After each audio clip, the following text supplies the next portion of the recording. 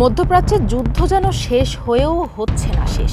আবারও ইরান যুক্তরাষ্ট্রের পাল্টাপাল্টি হামলার ঘটনা ঘটেছে। স্থানীয় সময় শনিবার ভোরে ইরানের বন্দর আব্বাস এলাকায় হামলা চালিয়েছে মার্কিন বাহিনী।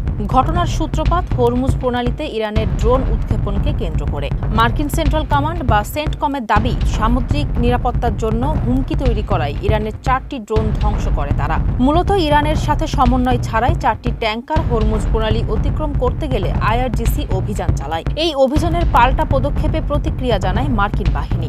ইরানি গণমাধ্যম জানায়, এর কিছু পরই গরুব ও কেশম দ্বীপের উপকূলীয় রাডার স্টেশনগুলোতে বিমান হামলা চালিয়েছে মার্কিন বাহিনী।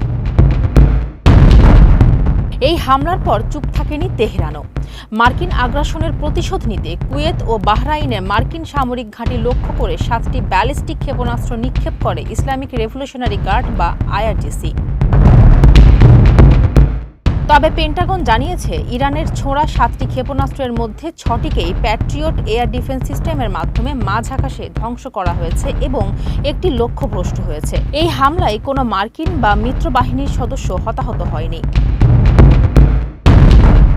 এই সংঘাতের মাঝেই মার্কিন প্রেসিডেন্ট ডোনাল্ড ট্রাম্প জানিয়েছেন, ওয়াশিংটনের সাথে তেহরানের এখনও কোনো চূড়ান্ত চুক্তি হয়নি, তবে ইরানকে আলোচনার টেবিলে আসতেই হবে বলে হুঁশিয়ারি দেন তিনি।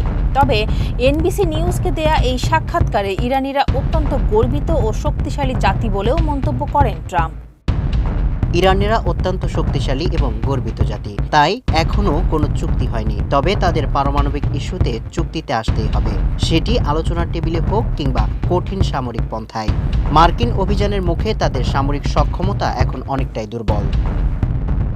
এছাড়া আইআরজিসি দাবি করেছে, ওমান সাগরে মার্কিন বাহিনীর জাহাজ লক্ষ্য করে গুলি চালিয়েছে তারা। এই দাবি অস্বীকার করে সেন্টকম জানিয়েছে, এমন কোনো ঘটনা ঘটেনি। যদি ঘটত তবে তা যুদ্ধবিরতির লঙ্ঘন হতো। ফারজানা হাসিন, মানবকণ্ঠ।